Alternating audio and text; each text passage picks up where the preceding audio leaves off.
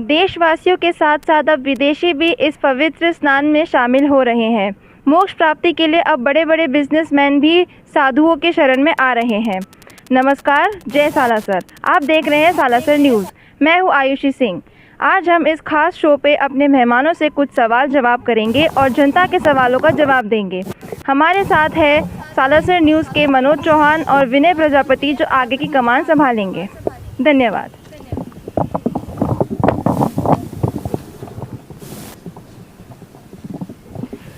144 वर्षों के बाद लगा महाकुंभ। देश विदेशों से लोग स्नान के लिए पहुंच रहे हैं। सनातन धर्म का प्रचार प्रसार सौर मंडल से लेकर वायुमंडल तक चल रहा है। इसी कड़ी में एक चर्चा लेकर हम आए हैं और हमारे साथ में जो मेहमान जुड़े हुए हैं उनका परिचय सबसे पहले कराते हैं। परम पूजनीय कपिल स्वामी जी, मंगलेश सिंह जी, विद्याधर तिवारी जी और साथ में हमारे जो सीनियर रिपोर्टर हैं मनोज भाई चौहान। बात करेंगे आज कुंभ के ऊपर। जैसे कि अधिकतर आप सोशल मीडिया के माध्यम से या प्रचार प्रसार के माध्यम से जिस तरीके से देखते रहते होंगे कि महाकुंभ के बारे में काफ़ी चर्चाएं चल रही हैं, लेकिन क्या आप सभी कुंभ के बारे में जानते हैं? कुछ ऐसे ही सवाल जवाब हमारे दर्शकों के भी हैं, तो लेकर हम चलेंगे सीधा मनोज भाई से और शुरुआत करेंगे मनोज भाई इसका कि किस तरीके से महाकुंभ के बारे में लोगों को बताया जाए और क्या है महाकुंभ। शुक्रिया विनय भाई। सबसे बड़ी चीज़ तो ये है कि हिंदुस्तान के अंदर कोई भी अगर हिंदू पर्व किया जा रहा है तो बड़े ज़ोर शोर से इसका माहौल बनाया जाता है और इसे एक त्यौहार नहीं बल्कि एक बहुत बड़ा इवेंट के तौर पे देखा जाता है। जब ये महाकुंभ की तैयारी हो रही थी तो राज्य सरकार और केंद्र सरकार दोनों मिलकर इसके लिए अच्छा खासा बजट जारी किया, लगभग 7,500 करोड़ का बजट। लेकिन उसका कितना इस्तेमाल हो रहा है और ये जो महाकुंभ है इस पे हम चर्चा करेंगे।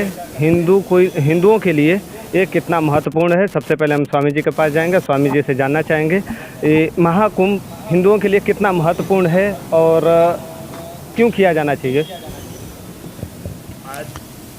आज बहुत अच्छी डिस्कस चल रही है महाकुंभ के बारे में। सबसे पहले मैं सभी सनातनियों को, देश में हो या विदेश में हो, सभी को धन्यवाद देना चाहता हूं, इसलिए कि आज हमारे ही समय में जो 144 साल के बाद आता है ऐसा महाकुंभ, हमारे ही समय में भगवान श्री रामचंद्र जी का दिव्य और भव्य नव्य मंदिर बना, तो इससे बड़ा भाग्य मनुष्य के लिए और कोई नहीं हो सकता। बात रह गई कुंभ की, तो हमारे धर्मशास्त्रों में जब से समुद्र मंथन हुआ और समुद्र मंथन में जो अमृत का कलश निकला, वो इंद्र का पुत्र वो कुंभ को लेके जब आगे भागने लगा, उसके पीछे राक्षस लोग गए, किसी के हाथ में आ गया। उसी समय जब झगड़ा हो रहा था एक दूसरे का अमृत पीने का, सबको यही था कि अमृत का एक बूंद भी हमें मिल जाए तो हम आजीवन, हमारी मृत्यु ना हो। तो उसी समय जहाँ जहाँ अमृत का बूंद गिरा उसको हम बोलते हैं कुंभ। और हर 4 साल में अर्ध कुंभ होता है, हरिद्वार में, उज्जैन में और नासिक में। और पूर्ण कुंभ होता है 6 साल में, अर्ध हर 4 साल में, 4 साल में। और पूर्ण कुंभ होता है इलाहाबाद में, हर 3 साल में होता है। और पूर्ण कुंभ होता है इलाहाबाद में। और ऐसे 12 पूर्ण कुंभ जब पूर्ण होता है तब महाकुंभ आता है। तो ये महाकुंभ में आज हमारी भारतीय संस्कृति, हम बोलते हैं नहीं, हमारे पास इतिहास है, हिस्ट्री है कि विश्व में जब कोई संस्कृति पैदा नहीं हुई थी पूरी पृथ्वी के ऊपर, तब से ये सनातन संस्कृति है। पृथ्वी की जब नींव डाली, पृथ्वी की जब ये प्रादुर्भाव हुआ, तब से सनातन संस्कृति है। क्योंकि हमारे भगवान विष्णु की दूंटी में से ब्रह्मा जी उत्पन्न हुए और उसने सर्जन किया पूरी पृथ्वी का। तो ये संस्कृति सबसे पुरातन संस्कृति है। आज हमें लग रहा है कि पूरे विश्व में सनातन संस्कृति की और कोई भी संस्कृति का व्यक्ति हो, उनको मानना पड़ता है कि भाई विश्व में सनातन संस्कृति ही महान संस्कृति है। अगर जीवन में सुख पाना है, शांति से जीना है, उद्योग परिवार को संभालना है, तो सनातन संस्कृति के साथ जुड़ जाओ। इस लोक में तो उनका वो सुख मिलेगा ही मिलेगा, लेकिन हमारा आत्मा अजर अमर है। सनातन संस्कृति के बाद जुड़ने से परलोक में मृत्यु के बाद भी ये जो भवाब्धि है उसका फेरा नष्ट हो जाता है। और इसलिए हम कहते हैं, और ये सनातन संस्कृति का सबसे बड़ा महोत्सव यानी महाकुंभ 144 स्वामी जी 144 साल वाला क्या खेल है ये? 144 साल, क्योंकि मुझे जहाँ तक याद आ रहा है, हमने कहीं पढ़ा भी था कि जब 2013 का अपना महाकुंभ था तो उस टाइम पे भी 144 साल इससे दोहराया जा रहा है। तो ऐसा नहीं हो रहा है कि इसको कुछ अलग तरीके से इवेंट को प्रस्तुत करने का काम किया जा रहा है? 12 साल में 12 साल में महाकुंभ में समझ गया, मैं समझ गया। नहीं, उसको बोलते हैं हम पूर्ण कुंभ। हर 3 साल में होने वाला जो कुंभ है वो अर्ध कुंभ है। 3 अर्ध कुंभ के बाद एक पूर्ण कुंभ आता है, और 12 उस प्रकार के पूर्ण कुंभ जब पूरा होता है तब महाकुंभ आता है। ठीक तो है, इसका गिनती यही से प्रकार है कि भाई 12 पूर्ण कुंभ पूर्ण हुआ और एक महाकुंभ हुआ। ठीक है, हमारे 144 साल में एक महाकुंभ आता है। ठीक है। हमारे साथ में विद्याधर तिवारी जी हैं, धर्म के अच्छे ज्ञाता हैं, बड़े अच्छे से धर्म को समझते हैं। महाकुंभ पे विद्याधर तिवारी जी कैसे देख रहे हैं? क्या ये एक राजनीतिक विचारधारा नहीं बन रही है? दूसरी चीज़, और हिंदुओं के लिए कितना महत्वपूर्ण है? जब स्वामी जी जवाब दे रहे हैं तो कई जगह पे आप इसको नकार रहे थे, कुछ रह गया था। नमस्कार, मैं विद्याधर तिवारी सालासर न्यूज के सभी देखने वाले व्यूज को नमस्कार कहता हूं। हमारे पूज्य श्रेष्ठ कपिल स्वामी जी को प्रणाम करता हूं। छोटी छोटी चीज़ें लेकर के जब हम समाज देश के पास लोगों के पास जाते हैं, किन्हीं के पास है ज्ञान, किन्हीं के पास नहीं है, लेकिन ये छोटी छोटी चीज़ों से हम लोगों को जो समाज के अंदर एक जो पॉजिटिव पना फैला रहे हो आप लोग, उसके लिए सालासर न्यूज़ का बहुत बहुत धन्यवाद। खासकर विनय भाई और मनोज भाई का और सभी टीम के आपके लिए बहुत बहुत धन्यवाद। स्वामी जी ने जो कहा वो एकदम उनके विचारणीय है, अच्छे हैं, और गुरुदेव मुनिराज ने जो कहा वो सत्य है। एक्चुअली में कुंभ है क्या? कुंभ 4 होते हैं, कुंभ, महाकुंभ, अर्धकुंभ और पूर्ण कुंभ। 4 कुंभ होते हैं। अर्धकुंभ 6 वर्ष में लगता है, पूर्ण कुंभ 12 वर्ष में लगता है। उसी पूर्ण कुंभ को भी महाकुंभ कहा जाता है। ये 12 वर्ष जब 12 बार घटित होते हैं तो उसको महाकुंभ की श्रेणी दे दी जाती है। तो 12 मल्टीप्लाई 12 करोगे तो 144 हो जाएगा। अच्छा। तो कुंभ 4, और कुंभ मेला तो हर साल लगता है, प्रति वर्ष लगता है। और इसकी जितनी व्याख्या की जाए या जितना इसका विवरण दी जाए, जो शास्त्रों में, वेदों में, रामायण में, ग्रंथों में, उपनिषदों में की जाए, भगवान हमारी उतनी क्षमता नहीं कि हम उसकी व्याख्या कर सकते हैं। तिथियाँ ऐसी हैं कि रामचरितमानस में गोस्वामी तुलसीदास जी ने लिखा है, भैया, माघ मकर गति रवि जब होई, माघ मकर गति रवि जब होई, तीरथ पति आय सब कोई। माघ के महीने में, मकर के राशि में जब सूर्य प्रवेश करता है तब कुंभ का महीना चालू होता है। उसी दिन से महा मेला प्रारंभ होता है, स्नान चालू होता है, जो 14 जनवरी को होता है।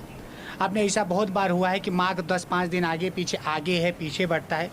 इस बार 144 सालों के बाद स्वामी जी, माघ महीना भी 14 जनवरी को प्रारंभ हुआ और 30 दिन का पूर्ण महीना रहेगा। और चारों जिस माघ मकर गति रवि जब होई, माघ का महीना प्रारंभ होता है, मकर राशि में सूर्य प्रवेश करता है उसी दिन से इस बार। जबकि नॉर्मली ऐसा होता नहीं, कभी 10 दिन आगे महीना आता है, कभी 10 दिन पीछे हो जाता है, 5 दिन आगे 5 दिन पीछे हो जाता है। लेकिन इस बार एक अलौकिक भौगोलिक क्रिया हो रही है, मतलब प्राकृतिक जो आप ऐसा बोल सकते हो। इसमें आप भगवान राम का भी का आशीर्वाद मांग सकते हो। अयोध्या नरेश हमारे बैठे हैं। तो कुंभ स्नान की जो कुंभ में 5 स्नान होते हैं। मकर संक्रांति को, मौनी अमावस्या को, बसंत पंचमी और माघी पूर्णिमा, और अंतिम स्नान महाशिवरात्रि को होता है। सबकी अपनी अलग अलग महिमा है। और ये अनेकता में एकता का प्रतीक है हमारा कुंभ। और आज से नहीं है, हजारों वर्ष शताब्दियों से है। जब से सनातन है, सनातन, तब से ये कुंभ का है। हर कथाएं में अलग है, किसी में समुद्र मंथन से उत्पन्न होता है, कभी दूसरी लक्ष्मी यज्ञ होता है, कभी ब्रह्मा जी ने अलग अलग पुराण, अलग अलग शास्त्रों में, अलग अलग रामायण में, अलग अलग ग्रंथों में अलग अलग विवरण दिया गया है। अब आपने कहा कि इसमें राज का आपका प्रश्न क्या था मनोज जी? बस ये आप इस पे अपना विचार रख रहे थे, ठीक। आपने जो जवाब दिया, इसमें एक छोटा सा क्वेश्चन निकल के आया। आप अनेकता में भी एकता, राजनीतिक असर रहता है आजकल हिंदुस्तान के अंदर। अगर कोई हिंदू का धर्म है, हिंदुत्व से जुड़ा हुआ कोई त्यौहार है, कोई इवेंट किया जा रहा है, तो राजनीतिक प्रभाव देखा जाता है। अनेकता में एकता एक शब्द आपने इस्तेमाल किया, लेकिन महाकुंभ जहाँ पे लगा हुआ है प्रयागराज में, वहाँ पे मुसलमानों की दुकानें बैन कर दी गई हैं। इसको हिंदू मुस्लिम नहीं करना चाहिए इस डिबेट में, लेकिन जब आपने जवाब दिया तो उसमें एक सवाल निकल के आया। मानते हैं आप, है एकता, अनेकता में एकता? अनेकता में एकता का प्रतीक है कुंभ। अच्छा, अब आपका जो प्रश्न कैसे कह सकते हैं जब वहाँ पे हिंदुस्तान के अंदर आप एक गार्जियन के रूप में प्रदेश के पूरा सरकार चला रहे हैं योगी आदित्यनाथ जी, जब हिंदुओं का त्यौहार रहता है बड़ा बढ़ चढ़ के भाग लेते हैं, अच्छे इवेंट करा के वहाँ पे जाते हैं, फूलमाला बरसाते हैं, ठीक बात है, आपका पर्सनल है। लेकिन जब मुसलमानों को वहाँ पे रोका जाता है, सवाल खड़ी होती है गार्जियन के रूप में, आप कैसे सोचते हैं? कब गवर्नमेंट ने कहाँ रोका है? आप मुसलमानों की दुकान नहीं लगाई जा रही है। नहीं, दुकान आप आपने प्रश्न किया, अब उत्तर समझ लीजिए। हाँ। गवर्नमेंट ने कोई ऑफिशियली बैन नहीं किया है कि मुसलमान वहाँ दुकान है। आने के लिए किसने मना किया? आप आइए, स्नान करिए। देखो, हमारी संस्कृति और उनकी संस्कृति, हमारी मान्यता और उनकी मान्यताओं में बहुत फर्क है। हमारी सोच उनकी सोच में बहुत फर्क है। उनके सोचने की क्रियाएं अलग है, हमारे यहाँ सब नियम है। हमारे संत महापुरुष भक्त एक महीने कल्प वास करते हैं, एक ही टाइम भोजन करते हैं, एक जगह से पानी करते हैं। स्वच्छता अशुद्धता का बहुत ध्यान दिया जाता है। पूरा महीना वहाँ वो त्याग करता है। इतनी मेहनत, इतनी श्रद्धा भाव भक्ति से सब आते हैं। तो हम स्वच्छ वातावरण चाहते हैं, वहाँ का माहौल स्वच्छ रहे, लोग स्वच्छ रहे। इनकी ऐसी बहुत सी चीज़ें हैं दिखाई गई या पाई जाती हैं कि इनके अंदर स्वच्छता नहीं पाया जाता है। कुछ चीज़ें जो हमारे संत महात्माओं के, वहाँ के अखाड़ा वालों को लगा कि भाई ये चीज़ अच्छी नहीं है उनके स्वच्छता के लिए, उनके धर्म के लिए, उनकी शुद्धता के लिए, तो उन्होंने सिर्फ इतना कहा कि यहाँ पे आप दुकान नहीं लगा सकते। दुकान के लिए आपको मना किया। कुंभ क्षेत्र बहुत बड़ा है सर, प्रयागराज बहुत बड़ा क्षेत्र है। जरूरी नहीं है कि आप कुंभ में घुस जाओ। आप शहर में तो उनकी दुकानें हैं ना, शहर में लगा के ही रखा है ना, रोडों पे लगा के। जरूरी है कि आप कुंभ में घुस जाओगे तो ही आपका दुकान धंधा चलेगा? पब्लिक कुंभ राज 40 किलोमीटर के सराउंडिंग में आती है, हर जगह बैठे हैं, लगाए हैं। आपको एक लिमिट क्षेत्र बना दिया गया प्रयागराज का, वहाँ आपको मना कर दिया गया है, और वो भी गवर्नमेंट ने नहीं मना किया है। वहाँ पे संत महात्माओं ने, जो वहाँ पे तपस्वी है, संत है, आप कल्पवासी जो साधु संत सन्यासी जाते हैं, प्लस वहाँ की जो पब्लिक जाती है कल्पवास करने के लिए, कल्पवास यानी 1 महीने का वास करती है, एक टाइम खाना खाती है, अपने पूरे धर्म आचार विचार शुद्धता को प्रतीक करती है। इनकी ऐसी बहुत सी वीडियो हैं, लोगों के मन में कहीं ना कहीं तो शंका हो गई है। वो भरा भी आपने ही है, ऐसा नहीं कि हमने भरा है, वो भरा भी शंका आपने ही है। आपके वीडियो इतने वायरल हो रहे हैं, आप इतने अधर्म के प्रतीक बनते जा रहे हो कि हमारे मन में शंका होगी कि हमारी स्वच्छता पे, हमारे धर्म पे आँच आ जाएगी, हमारी ईमानदारी पे आँच आ जाएगी। इसलिए उस कुछ एरिया में संत महात्माओं ने बैन कर लिया, बाकी तो बाजू बाजू लगा ही रहे हो ना। ठीक है। विद्याधर तिवारी जी थे, अपना जवाब दे रहे थे, बड़े अच्छे तरीके से जवाब दे रहे थे। उनके जवाब में भी कई सारे सवाल अभी खड़े हो रहे हैं, वो हम जनता पे छोड़ रहे हैं कि वो बताएंगे कि अभी उस पर आगे कैसे विचार किया जाएगा। हमारे साथ में जुड़े हुए हैं, समाज के अंदर जाते हैं, मंगलेश सिंह जी हैं, ट्रस्ट चलाते हैं, धर्म से जुड़े हुए काम करते हैं।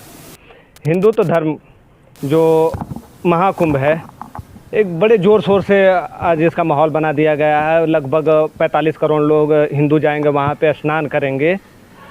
मंगलेश सिंह जो समाज में रह के समाज के लिए काम करते हैं, कैसे सोचते हैं? पहले स्वामी जी को प्रणाम, बाकी सालस्य न्यूज़ को बहुत बहुत धन्यवाद। जो आपने क्वेश्चन पूछा है, बेसिकली अब वापस उसको मतलब आप रिपीट कीजिए क्वेश्चन। नहीं, आप सीधा सा सवाल है आपका कि महाकुंभ के बारे में, समाज के बीच में रहने वाले समाज के लोग, जो आप समाज के बीच में जाते हैं, ट्रस्ट चलाते हैं, समाज के लिए काम करते हैं, ना कोई जाति ना कोई धर्म आपके लिए है, लेकिन आप महाकुंभ को कैसे देखते हैं? देखिए, महाकुंभ एक हिंदू पर्व है और ये जो आया है अभी महाकुंभ 144 वर्ष के बाद आया है। बृहस्पति ने 12 बार चक्कर मारा है, 12 चक्कर कंप्लीट किया है 12 मतलब 144 वर्षों में। तो एक जो मैं जानता हूँ, मैं गलत हो सकता हूँ, पर जो मैं समझता हूँ कि ये मतलब ये जो कुंभ होता है हर 12 साल में, एक्चुअली हम सबको हिंदुओं को, आज हम 45 करोड़ हिंदुओं की बात नहीं कर रहे, हम 120 करोड़ हिंदुओं की बात कर रहे हैं। सबको उसका स्नान करना चाहिए। वो बेसिकली जो साइंटिफिकली मैं समझता हूँ कि वो मतलब वो इतना तपस्या करने का समय ये कुंभ का, कि हमारे जो पाप है, जो हमने इतने जन्मों में पाप किए होंगे, वो मिट जाए, कम हो जाए। ये जो मैं समझता हूँ मेरा महाकुंभ का मतलब है। मतलब हमने जितने भी पाप किए हो, इतने पता नहीं हमने कितने जन्म लिए हैं, हमने कितने पाप किए हैं, धर्म से हो उससे धर्म से कोई मायने नहीं रखता है। अभी आप देखो, वो स्टीव जॉब की वाइफ ने हिंदुइज्म अपनाया है, महाकुंभ में उन्होंने कोई गोत्र अपनाया है, मुझे आइडिया नहीं है, पर उन्होंने काफी मतलब हिंदुइज्म अपनाया है। उन्होंने मतलब हिंदुइज्म अपना लिया, मंत्र जप कर रहा है जो आपने जो ठीक है। किसी को पसंद आ जाता है। आप कुछ हिंदू क्रिश्चियन बनने के लिए तैयार हैं, तो कुछ लोग आके हिंदुत्व में भी आ रहे हैं। देखिए, विद्याधर तिवारी जी, एक छोटा सा जवाब आपसे भी चाहेंगे। आप पाप कर ले रहे हैं, जाके महाकुंभ में स्नान कर रहे हैं, 1000 पाप कर रहे हैं, बाहर जा रहे हैं, दूसरे को सता रहे हैं, फिर धर्म के नाम पे जाके वहाँ पे स्नान कर लेंगे, क्या पाप धुल जाएगा इससे? नहीं, हिंदुओं के लिए नहीं, हिंदू ने सनातनियों के लिए सनातनी है, केवल गंगा स्नान प्रयागराज, ये शरीर का जो पाप है ना हमारा, जो शरीर के मैल होते हैं, पाप होते हैं, मन का पाप मैल धोते हैं, वहाँ जाके केवल अत्याचार करके पाप। ये जो आप व्याख्या कर रहे हो, आपका प्रश्न एक्चुअल में तर्कहीन है, प्रश्न बनता नहीं है। लेकिन फिर भी जो सनातनी जाते हैं, आस्था का प्रतीक हो, वहाँ डुबकी, गंगा जमुना, आपको देखो, गंगा भक्ति का प्रतीक होती है मनोज साहब, भक्ति प्रदायनी यदि स्वेच्छाति गंगा, यमुना कर्म की प्रतीक होती है, और सरस्वती वहाँ विलुप्त है। वहाँ 3 नदियों का संगम है, गंगा जमुना सरस्वती। गंगा प्रत्यक्ष में दिखती है, भक्ति दिखती है, यमुना कर्म दृष्टि है, वहाँ श्याम वर्ण में है, लेकिन सरस्वती विलुप्त होती है साहब। ये तीनों का प्रतीक है। गंगा भक्ति प्रदायनी है, यमुना कर्म प्रदायनी है, और सरस्वती ज्ञान प्रदायनी है। ज्ञान दिखता नहीं है, ज्ञान जाता है, आध्यात्म से आता है, शब्द दिखता नहीं लेकिन होता है, इसीलिए उसका वो आकार होता है। तो अब रही बात पाप धुल जाती है, वहाँ दूसरे का हड़प लिया, दूसरा, ये तो आपके मन खुद ही जानते हो ना कि पाप धुलता है कि नहीं। ये कोई बहुत बड़ा ज्ञान है, हर मनुष्य को पता है वो क्या अच्छा कर रहा है, क्या बुरा कर रहा है, वो खुद डिसीजन लेता है। जिसकी आप व्याख्या कर रहे थे कि आप इनको दुकान मत लगाने दीजिए, उनसे उनको भी पता है कि वो क्या अच्छा, उनके लिए जानवर काटना आम बात है। सनातनियों में कहीं कहीं तो जानवर को, गाय को या कोई भी पशु जानवर को, उनको प्रणाम ही करते हैं हम। किसी को हमने सर्प को देवता माना, हमने वृक्षों को देवता माना, हम नदियों को माता माना, हमने प्राकृतिक को भगवान माना, हमने सबकी पूजा की। इसीलिए पूजा किया कि हम सब में ईश्वर मानते हैं, हम किसी पे अत्याचार।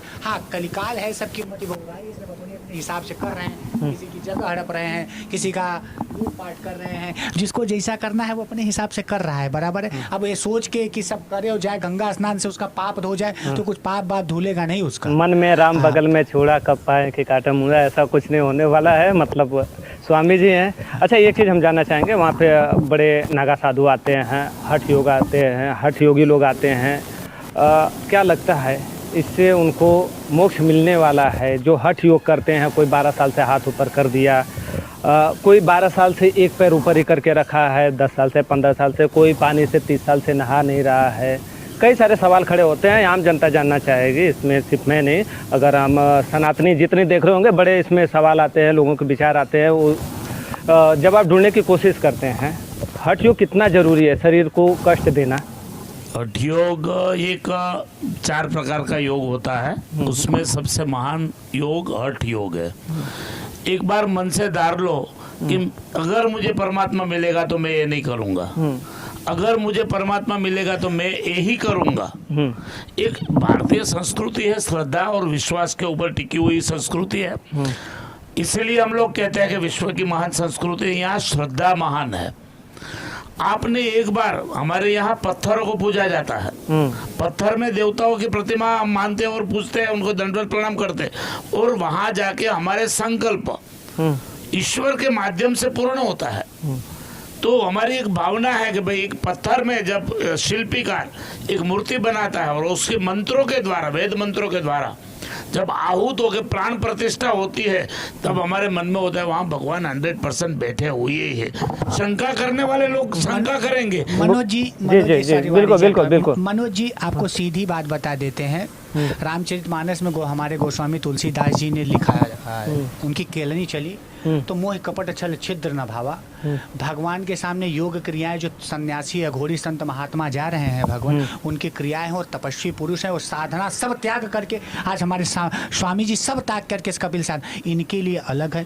हम लोगों के लिए जो आम जनता है, आम पब्लिक है, उनके लिए बस इतना कहना चाहूँगा कि मोह कपट छल छिद्र न भावा। आप बिना कपट उदार हृदय होकर जाके कुंभ में डुबकी लगाइए। सत्य से जाकी रही भावना जैसी आपकी भावना अच्छी होगी तो आप सच मानिए कि आप पुण्यात्मा हो जाए। जरूरी नहीं कि आप कुंभ जा पाओ, नहीं जा पाओ, यहीं पे अपने घर पे माता गंगा यमुना सरस्वती की भावना से आह्वान करके स्नान कर लो, ये भी आपका कुंभ स्नान हो जाएगा। योगी, परयोगी, हठ योगी, महायोगी, योगेश्वर, महामंडलेश्वर, इनके बारे में देखो हमारी क्षमता नहीं है बात करने की, वो सब दिव्य पुरुष है। सनातन संस्कृति में बहुत प्रकार की उदारताएं बताई गई है, और इसीलिए हम कहते हैं कि वसुधैव कुटुंबकम, पृथ्वी ऊपर रहने वाला हर एक जीव एक परिवार। आज हम लोग बोलते हैं, आपने प्रश्न किया कि अनेकता में एकता, तो अनेकता में एकता का मतलब वही है कि विश्व के कोई लोग यहाँ आवे, कोई प्रॉब्लम, शुद्ध विचार, पवित्र विचार करके आइए। अगर आपके विचार में मलिनता है, आपको उस स्नान से कोई लेना देना नहीं है, आप किसी की मस्ती करने आते हो, तो आपको यहाँ आना वर्ज्य है। क्यों कि ये सनातन संस्कृति का, आपके विचारों में पहले तो पवित्रता होनी चाहिए, श्रद्धा होनी चाहिए। शास्त्रों में लिखा है यादृशी भावना यस्य सिद्धि भवति तादृशी। अगर आपके हृदय में किसी प्रकार की भावना है, विश्वास है, श्रद्धा है, भक्ति है, तो आप प्रेम से कोई भी ज्ञाति के लोग आ सकते हैं। दूसरी बात, हमारी ही हिंदू संस्कृति में अनेक प्रकार की ज्ञातियों को बांटा गया है, 4 वर्ण बताया गया है, ब्राह्मण, क्षत्रिय, वैश्य और शूद्र। तो आज कुंभ में लोग इसलिए हंसते हैं, कई संस्कृति के लोग हंसते हैं कि आप शूद्र को ऐसा मानते हो, ब्राह्मण को ऐसा मानते हो। ये नहीं है। आज देखो कुंभ में कोई ज्ञातिवाद नहीं है, कोई ज्ञातिवाद नहीं है। ये कौन क्लियर करेगा? धर्म ज्ञाता आप हैं, आपको बताना चाहिए समाज को, बताइए ना समाज को। देखिए महाराज, वहाँ कोई वर्ण व्यवस्था नहीं, कोई जाति। देखो एक्चुअली में सब ये जो बनाई ये सब थी ही नहीं, बराबर है। हम 800-1000 साल पहले गुलाम थे, हजारों साल हमारे, ये सब सारी पद्धति आप शास्त्र वेद उठाओगे तो ये सब था ही नहीं साहब, बराबर। आज तो इस भ्रम को आप लोग दूर कीजिए ना, जब कथावाचक आप लोग बन के जाते हैं। लेकिन जन्मों का ये हजारों साल, आप जैसे कम्युनिस्ट लोगों ने जो उसको जमा दिया है ना, कम्युनिस्टों ने, तो उसको थोड़ा समय लगेगा, लेकिन जल्दी निकल जाएगा। अब ज्यादा निकला हुआ दिख रहा है हमें। कथा जब आप कथा करने जाते हैं, आप वहाँ पे पब्लिक को क्लियर करते हैं जाति को लेके। आप कुंभ वहाँ जाते, जाति है, आप जाति जाओ ही मत। कुंभ में जो 1 मिनट कुंभ आप जाइएगा, वहाँ कोई किसी से नहीं पूछता भैया तुम किस जात के हो, किस धर्म को, किस समुदाय, आओ डुबकी मारो। एक साथ में सब डुबकी मारते हैं, हजारों, लाखों, करोड़ों, ब्राह्मण हो, क्षत्रिय हो, वैश्य हो, शूद्र हो, कोई भी हो संसार में, एक कोई नहीं पूछता पाछता। ये आप जैसे कम्युनिस्टों ने ये सब चीज़ें खड़ा किया है, हर चीज़ में तर्क निकालना, इस चीज़ को नहीं मानना, ये आप जैसे कम्युनिस्ट लोग जो है ना, उन लोगों ने ही ये सब खड़ा किया है। लेकिन आप धीरज रखिए, बहुत जल्दी इसका सफाया होगा, धर्म उदय होगा, सनातन का उदय होगा। आपने जो पट बांध के रख दिया है हमारे समाज के अंदर, बहुत जल्दी खत्म हो जाएगा, और सनातन उदय इसमें कोई रोक ही नहीं सकता भगवान। एक लंबा डिबेट हो जाएगा इस पे। अगर आप वर्ण व्यवस्था को पहले से, तो जो धर्म ज्ञाता हैं वो लोग जब दूर दूर तक जाते हैं, जब धर्म प्रचार प्रसार करने के लिए, तो उस वर्ण व्यवस्था के बारे में जब वहाँ से आम पब्लिक आती है तो वहाँ पे समझाना चाहिए ना, उनको बताना चाहिए। नहीं बताते हैं वर्ण व्यवस्था को। आप कोई चीज सालों से चली आती हो, उसको नष्ट नाबूद करना बहुत समय जाता है। इस देश पे 700 साल तक मुगलों ने शासन किया, 200 साल ब्रिटिशरों ने शासन किया। हमारा धर्म तो तब तक लुप्त था, हमारे कई शास्त्रों को नष्ट कर दिया गया, हमारी कई पाठशालाएं जलाई गई, समझ लो। तो आज हम क्यों आक्रोश है एक ही ज्ञाति के प्रति कि हमारे ऊपर बहुत अत्याचार हुआ है। आपने बोला उसको, एक कम्युनिटी को क्यों वहां नहीं जाने देते, क्योंकि वो साबित हो चुकी है कि वो कम्युनिटी अत्याचारी है। आज यहाँ नहीं, आप बांग्लादेश की स्थिति देख लो, पाकिस्तान की स्थिति देख लो, सीरिया की देख लो, इसराइल का युद्ध क्यों हुआ, ये सब देख लो। एक ज्ञाति के ऊपर क्यों रोक लगाई जाती कि आप एक ही काम करने के लिए सोच रहे हो कि हम वहां जाए और किसी को नुकसान पहुंचाए। बाकी आज सैकड़ों की संख्या में क्रिश्चियन लोग आए हैं, भाव से स्नान कर रहे। देखो कैमरे के सामने क्या बोल रहे कि विश्व की सनातन संस्कृति सबसे महान संस्कृति है, यहाँ आके हम धन्य हो गए, इस पल को हम जिंदगी भर नहीं भूलेंगे। ये क्रिश्चियन महिलाएं बोल रही है। अच्छा, ये क्रिश्चियन इस पे भी स्वामी जी सवाल खड़े होंगे। अगर मैं एज ए मीडिया हूँ तो मैं तो सवाल करूंगा।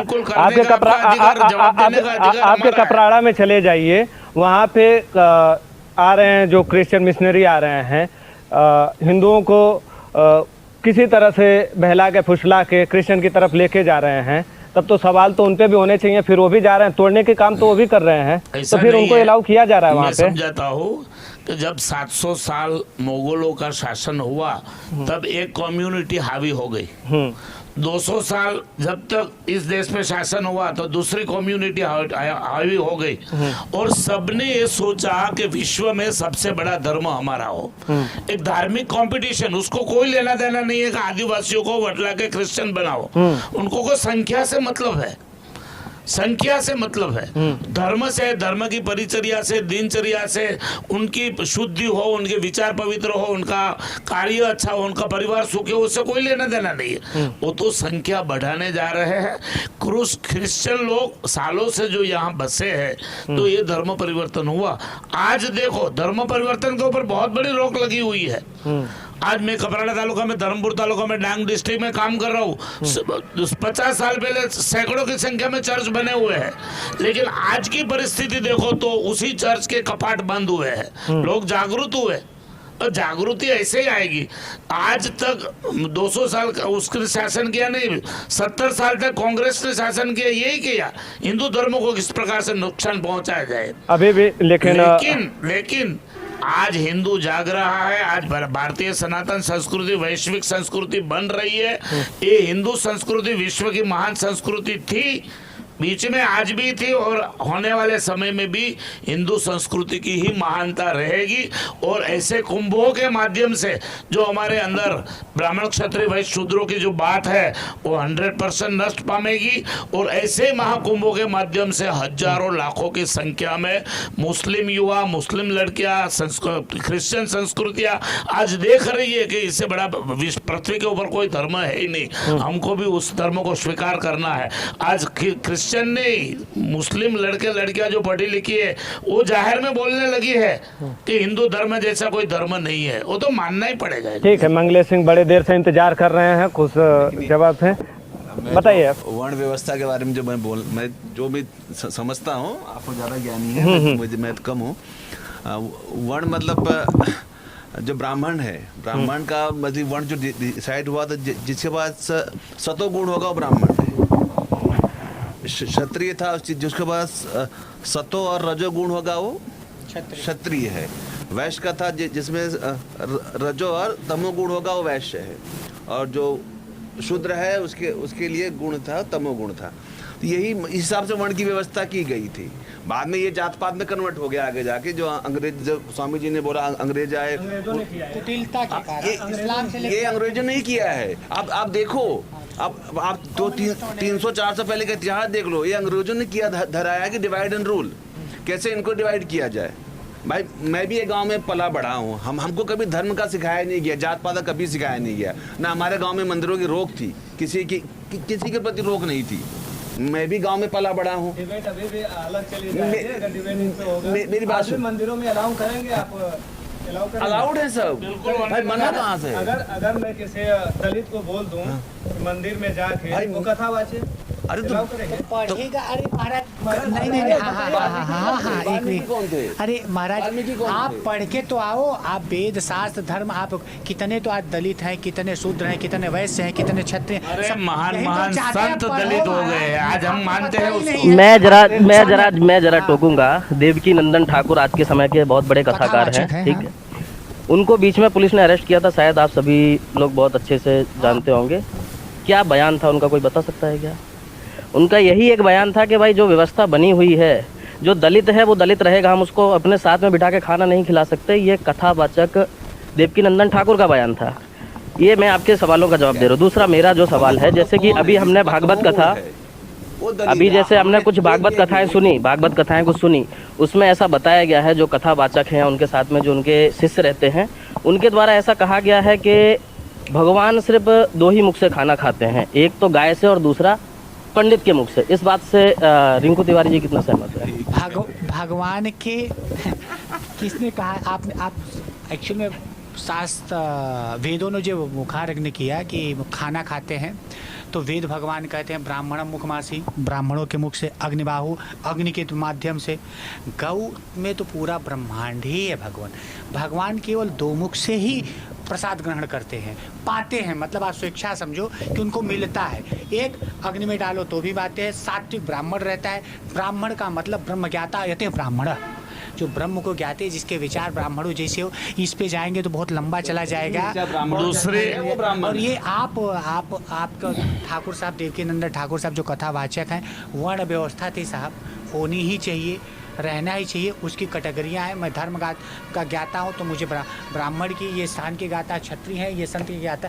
आज भी वैसा ही है। अब इसको केवल दिमागी खेल की उलझन की वजह से शूद्र है, ये करता था। कैटेगरी होनी चाहिए, ये बात ठीक है, वर्ण व्यवस्था होनी चाहिए, लेकिन छुआछूत, वहाँ पे छुआछूत आ जाता है ना, कि अपने साथ में अगर मैं बिठा लूँ तो उसके साथ में मैं खा नहीं सकता। कहाँ है? कहाँ देखा? तो आपसे पूछा गया कि आप कौन किस जात के हो, हमको छुओगे कि नहीं हो? मैं ब्राह्मण हूँ। इस चीज पे आप सोचिए, मैं अगर अभी जैसे आपने बताया उस बारे में बता रहा हूँ। आपने कहा कि ये चीजें हट रही हैं, ठीक है। छोटे, मैंने आपकी बातों को बिल्कुल नहीं काट रहा हूँ। कहीं आदिवासी समाज है, कहीं पे जंगली समाज है। गुरुदेव जैसे कपराड़ा का दिए क्यों कन्वर्ट होते जा रहे हैं, तो चूरन का दिखा रहे हैं, क्रिश्चियनिटी। देखो जहाँ ज्ञान की कमी होती है ना, वहाँ ये सब चीज़ें होती हैं। आप शिक्षा लाइए, 1000 साल से हमको अनपढ़ कर दिया गया, अब शिक्षा ला रहे, ये चीज़ें 100 साल 70 हुआ, 30-40 साल में विलुप्त हो जाएगी। हमारी संस्कृति में कई दलित संत बड़े बड़े स्थान पे बैठे हैं। दूसरी बात, आज कोई भी मंदिर में जाओ, आज अयोध्या का राम मंदिर सबसे बड़ा बना है,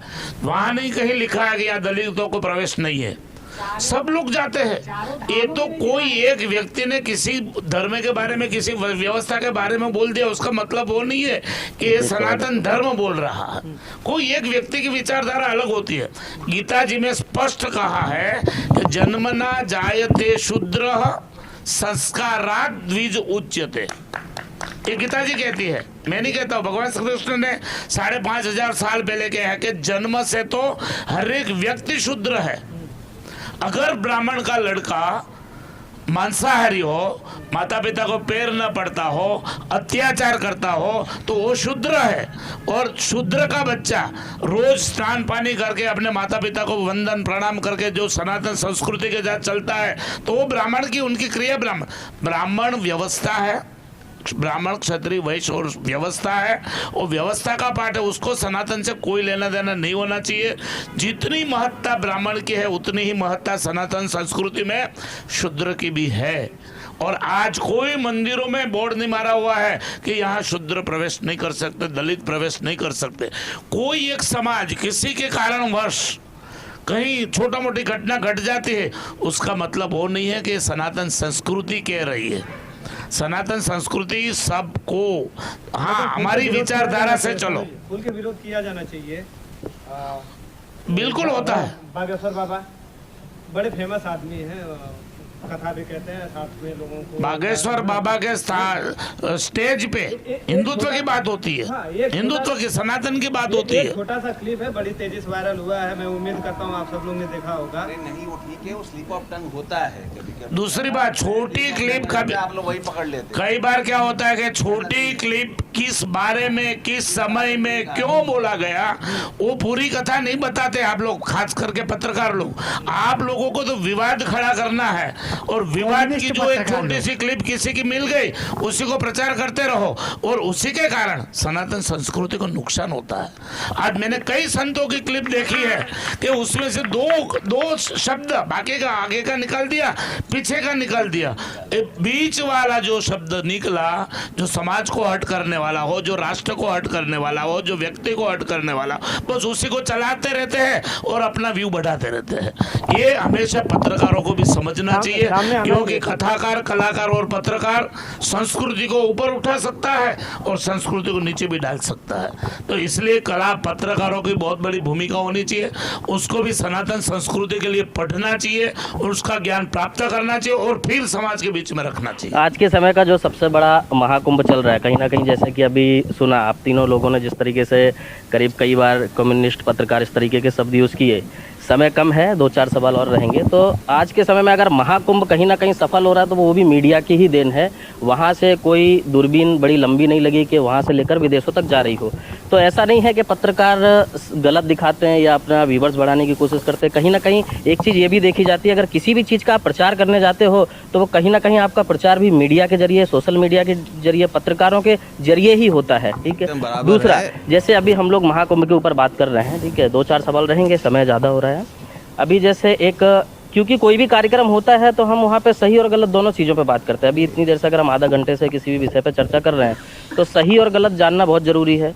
जिन लोगों को कुछ पता ही नहीं है, जैसे कि अभी कन्वर्टेंट की बात हुई, तो कुछ लोग अगर भूखे मर रहे हैं आप उनको धर्म का जाके ज्ञान देंगे तो मुझे नहीं लगता कि शायद वो आपके धर्म को समझेंगे, क्योंकि व्यक्ति अगर भूखा मर रहा है तो पहले वो भोजन की तलाश करेगा, भोजन करेगा। ठीक है। तो बहुत सारे सब्जेक्ट ऐसे हैं, बहुत सारे विषय ऐसे कि जहाँ पर चर्चा करने जाए तो बहुत लंबा होगा। लेकिन हर कोई जब कोई किसी से सवाल पूछता है तो अपने सवालों का जवाब देने का या खुद को बचाने की कोशिश हर कोई करता है, वो कोई भी व्यक्ति हो। अभी जैसे हर्षा करके काफ़ी नाम वायरल हो रहा है महाकुंभ में, जो एक मॉडल माना जाता है, मॉडलिंग करती हैं और काफ़ी ज़्यादा वायरल भी हैं। और किसी बड़े साधु संत से उन्होंने संन्यास लिया, लगभग वो दीक्षा ली है, संन्यास नहीं, लेकिन जब वो आई, मंत्र दीक्षा ली हुई है, लेकिन वो अभी आई वहाँ पे तो उनका विचार था कि काफ़ी समय तक वो पूरे कुंभ में वहाँ पर रुकेंगी। लेकिन देखा गया कि कई बार कुछ बातों को लेके वो चर्चा में भी रहीं, लगातार सोशल मीडिया पे भी और मीडिया पे भी वो वायरल हो रही हैं। तो एक पालकी पे वो जो रथ रहता है स्वामी जी का, उस पर वो बैठी रहती है, उसको लेके उसी सनातन धर्म की हम बात कर रहे हैं। ये वहाँ पे किसी पत्रकार ने इस विषय को नहीं उठाया, एक बहुत बड़े मठाधीश धर्मगुरु जो हैं उन्होंने ही इस विषय को उठाया कि आपने किसी को दीक्षा दी है, वो अभी साध्वी नहीं बनी है और उस रथ पे वो विराजमान है और आप वहाँ पर घूम रहे हैं। तो तिवारी जी से मेरा ये सवाल रहेगा, आप इस बारे में क्या कहना चाहेंगे कि किस तरीके से जो आपने दीक्षा दी है और कोई धर्मगुरु मठाधीश है अपने रथ के ऊपर उनको सवारी करके घुमा रहा है? वहाँ पे जितने आए हुए सन्यासी, ये शायद मेरे को जहाँ तक याद है, मैं पक्का तो नहीं, शायद भगवान शंकराचार्य ने इस पे प्रश्न उठाया था और वो छोड़ के जाने के लिए, क्योंकि एक्चुअली में उनको इनक्लूडिंग बहुत वायरल कर दिया गया, भगवान जानबूझ के उसको टारगेट किया गया। अच्छा बुरा तो मुझे नहीं पता है, लेकिन इसके बारे में वहाँ भांति भांति के लोग हैं, 40 करोड़ 45 करोड़ 50 करोड़ पब्लिक आने वाली है, स्नान करने वाली है। अब एक को टारगेट लेके हो सकता है कि कहीं 19-20 हो रही होगी, मैं नहीं बताता, लेकिन भगवान शंकराचार्य ने कहा और वो जाने के लिए भी तैयार हो गए, शायद जाने वाले भी ऐसा वो निकल भी जाएगी। और ये 40 करोड़ या 45-50 करोड़ में आपकी मानसिकता यही झलकती है। आप वो चीज़ पकड़ लिए कि भाई वो एक क्यों पड़ा हुआ है, आपको बाकी के 39 करोड़ वो उसका ध्यान नहीं है। आपका सहयोग है, मीडिया का सहयोग है, सोशल मीडिया का, न्यूज़ का, इसको काटा और नकारा नहीं जा सकता है, 100% है। और जहाँ सत्य है वहीं असत्य है, जहाँ धर्म नहीं, यहाँ पर जैसे आपने बताया कुछ सवाल ऐसे रहते हैं कि जहाँ पर अगर जवाब ना हो तो उस बात को कहीं ना कहीं घुमा फिरा दिया जाए। अगर आप बात इस तरीके से करेंगे तो अभी एक साधु और भी पकड़े हैं, साधु के बेस में थे, साधु ही माना गया, फिर उन्होंने अपने आप को बताया कि मैं जूना अखाड़े से हूँ, लेकिन एक 9 वर्ष की लड़की का अपहरण करके वो लेकर गए, ये काफ़ी ज़्यादा ये भी वायरल हो रहा है। तो इसका मतलब यानी अच्छी चीज़ें हैं वो तो दिख ही रही हैं, लेकिन जो गलत हो रहा है उनके ऊपर चर्चा भी होनी चाहिए, लोगों के सामने वो विषय भी जाना चाहिए, लोगों को वो चीज़ पता भी होनी चाहिए। तो एक विषय ऐसा नहीं है, समय का प्रभाव है, कलयुग चल रहा है और हर एक समाज में, हर एक संत समाज हो, कोई एक्ट्रेस हो, कोई बिजनेसमैन हो, कोई पत्रकार हो, कोई भी हो, हर एक समाज में थोड़ी मोटी खराबी होती ही है। उसका मतलब वो नहीं है कि पूरा सनातन संस्कृति खराब है। स्वामी जी, दाढ़ी बढ़ा लेने से और केवल गेरुआ पहने से कोई संत नहीं होता ना। हमारे यहाँ बालिया लुटारा से देख लो 500 अघोड़े कितने जहाँ नकली घूम रहे, तो ये हो सकता है। आज कई लोग, रोहिंग्या लोग भगवे कपड़े पहन के घूम रहे हैं, उसका मतलब वो नहीं है कि सनातन संस्कृति खराब हो। उसका पूर्वाभास, जो लेडी की बात की आपने, हर्षा की, वो एक्ट्रेस थी, एक्ट्रेस की लाइफ अलग प्रकार की होती है। आज अगर वो धार्मिकता में आना चाहती है तो क्या गलत है? आप दोनों चीज क्यों वीडियो में बताते हो कि उनका पूर्व भाव ये था? अरे भाई, हमारे यहाँ वाल्मीकि वालिया लुटा रहा था, आज हम वाल्मीकि ऋषि के नाम से महान गौरव लेते हैं उनके नाम से। एक दिन उनका आगे का समय लुटेरों का था, वो किसी को नाश कर रहा था। अगर कोई व्यक्ति को भाई हम पापी थे, आज मैं सुधर रहा हूं तो गलत बात क्या है? ठीक है, अभी प्रोग्राम खत्म करेंगे। एक मूवी हमने देखा था, अभी हाल ही में आया था 5-7 साल पहले, पीके, उसमें रॉन्ग नंबर फैलाया जा रहा था। हाँ, नहीं बता रहा हूँ, ये जो रॉन्ग नंबर है, रॉन्ग नंबर कुछ ज़्यादा है, रियल लाइफ में कुछ ज़्यादा ही फैलाई जा रही है। ये मेरी बात सुनिए, ये मेरी बात सुनिए। उस वक्त जब मूवी रिलीज हुई थी पीके, 10-12-15 साल पहले हुई थी, तब मुझे भी हिंदुत्व ज्ञान नहीं था। नहीं, वो सच बता रहा हूँ, मुझे हिंदुत्व ज्ञान मुझे मूवी से लेना देना नहीं, बस एक चीज पहले वो मूवी का अपोज करता है। मैं उसमें एक चीज बता रहा था कि ये जो है रॉन्ग नंबर है, जो रॉन्ग नंबर गलत तरीके से लोगों को पता ही नहीं चल रहा, लोग कंफ्यूज हैं, सनातनी लोग कंफ्यूज हैं, असली कौन है नकली कौन है, कैसे पहचान किया जाएगा? ये लास्ट सवाल रहेगा स्वामी जी आपसे, कैसे पहचान किया जाएगा असली और नकली का? मैंने पहले कहा कि संस्कृति को आगे बढ़ाना हो तो कलाकार, कथाकार और पत्रकार, उनकी बहुत बड़ी भूमिका है। आज तक इस संस्कृति को वैश्विक बनाया है, ये तीनों ने बनाया है। कोई पत्रकार खराब हो गया, कोई कलाकार खराब, आज तक क्या चला मूवी में, पिक्चरों में? अब भाई मुस्लिमों का शासन था, आज भी है, तो वो क्या बताएंगे? गलत ही बताएंगे ना, अपने एक दूसरे धर्मों को नाश करने के लिए, दूसरे धर्मों को गिराने के लिए। उसका मतलब वो था कि किसी का मूवी निकल गया, बाकी वो स्टोरी सत्य है, दैट्स रॉन्ग। कोई किसी को एक छोटी सी बात मिल जाती है, वो गलत अगर है तो उसका ज्यादा फैला होता है। वैसे भी सुगंध को फैलाना बहुत मुश्किल होता है। यहाँ छोटा सा गंदा पानी डाल दो, सब लोग वहां से भागेंगे। तो गंदगी को फैलाना बहुत आसान होता है, और आज कलयुग के प्रभाव में हर एक लोग गंदगी को पहले देखना चाहते हैं। अरे भाई, उसके पीछे सुगंध भी है, अच्छी बात भी है, अच्छी कथाएं हैं, अच्छी संस्कृति है, उसको लेकर चलना चाहिए। कोई मूवी, कोई पत्रकार, कोई संत, किसी एक घटना से पूरी कोई भी संस्कृति को, ठीक है, मात्र 30 सेकंड आपको भी दिया जाएगा विद्याधर तिवारी जी। असली और नकली का पहचान किया जाए, लोग पब्लिक बड़ी कंफ्यूज है इससे। बात है मनोज जी, इसमें क्या है, शिक्षा मेरे मानने या मैंने जो पढ़ा है, जाना है कि आप शिक्षित करो, अच्छे लोगों को, साधु संतों को सुनो, ज्ञानियों को सुनो। अगर 90% सही है, 1% कहीं गलत है, तो आप 90% जो सही है उनको सुनो, अच्छे हमारे गुरुजनों को सुनो, अच्छे लोगों से पढ़ो। और सीधी सी बात, शिक्षा देखो, भगवान भी थे, अवतरित हुए तो शिक्षा ग्रहण किए। सब चीज़ की दुखों का नाश करने में शिक्षा बहुत प्रबल कर रखती है, वो चाहे धर्म हो, चाहे नौकरी हो, चाहे आज के समाज में हो, चाहे पुराने समाज में हो। अच्छे गुरुओं का, अच्छे ज्ञाताओं को सुनो। आप नॉर्मली देखोगे कि अच्छे और बुरे का फर्क आपको स्वयं मालूम हो जाएगा कि कौन अच्छा है कौन बुरा है। केवल आप शिक्षा ग्रहण करो, अच्छे संत महात्माओं को सुनो, अच्छे ज्ञानियों के पास की बातों को सुनो, अच्छी चीज़ें पढ़ो। इसमें बहुत बड़ा रॉकेट साइंस नहीं है, शिक्षा ही। अभी आप एक शब्द देखें, विद्या विहीन पशु, अगर उसके पास विद्या ही नहीं है तो उसके पास ये सोचने की क्षमता ही नहीं रहेगी, पशु समान ही है ना, समान हो गया। तो केवल शिक्षा और सत्संग करें। और आज तक 900 साल तक, आप सोचो, 20 पेढ़ी चली जाती है, 900 साल तक विधर्मियों का जो यहाँ शासन होता है, वहाँ कितना बड़ा नुकसान सनातन संस्कृति को हो सकता है। अब उसको सुधारने का, आप बोल रहे हो लोग कंफ्यूज है, आज मैं मानता हूँ लोग जागरूक हो गए हैं। आज का समय ये हुआ है कि लोग में जागृति बहुत आई है, बहुत कम समय, 15 साल में जो 700-800 साल की परंपरा से जो नुकसान हो रहा था, 15 साल में आप देखो कितनी संस्कृति कहाँ जा रही है। आज विश्व के लोग यहाँ आ रहे हैं। इस लोग कंफ्यूज अब नहीं है, लोग जागरूक हो चुके हैं, और 10, 15, 20 साल में और आपको लगेगा कि ये संस्कृति विश्व देशों तक पहुंचेगी, और पहुंचने लगी है। आज गोरे लोग इस्कॉन के माध्यम से हरे कृष्णा हरे रामा, हरे कृष्णा हरे रामा क्यों करने लगे? उनको भी लगा पढ़ी लिखी कौम है वो। ठीक है, छोटा सा जवाब बस। महाकुंभ में देखिए, महाकुंभ में ये अभी सनातन का उदय है, ये सनातन का उदय है। आप लोग मीडिया से दिखा रहे हो, आप लोग ही दिखा रहे हो, मैं अपने नहीं बोल रहा, आप लोग ही इसकी अच्छाइयाँ दिखाए हो। और सबसे ज़्यादा सर्च कहाँ हुआ मालूम? महाकुंभ, पाकिस्तान और बांग्लादेश में। सबसे ज़्यादा गूगल पे आप सर्च मारा गया महाकुंभ के बारे में, तो पाकिस्तान और बांग्लादेश के अंदर ही सर्च मारा गया है देखने के लिए। मतलब सोचो इसका इम्पैक्ट कहाँ गया है। अब थोड़े समय में आपको बहुत बदलाव देखने को मिलेगा, पॉजिटिव बदलाव देखने को मिलेगा हमारे सनातन धर्म में। देखिए, जैसे स्वामी जी ने बोला, किसी की गलती मतलब धर्म को खराब नहीं करती। ठीक है, हमारे पैनल में आए सभी मेहमानों का बहुत बहुत शुक्रिया। चर्चा हो रही थी महाकुंभ पे। हालांकि कुंभ से लेके हमने कई सारे विषयों पे भी बात कर लिया, धर्म को लेके भी कुछ चर्चाएं हो गई, कई सारे सवाल थे जो आम पब्लिक डोमेन में तैर रहे थे, हमने उस पर भी जवाब लेने की कोशिश की। उम्मीद है कि हमारे दर्शक अच्छे से समझ पाए होंगे इन सारे विषयों को। और कुछ ऐसे सवाल हैं जो उनके मन में रह गए, हमने नहीं पूछा, तो हमें कमेंट करके ज़रूर बताएं।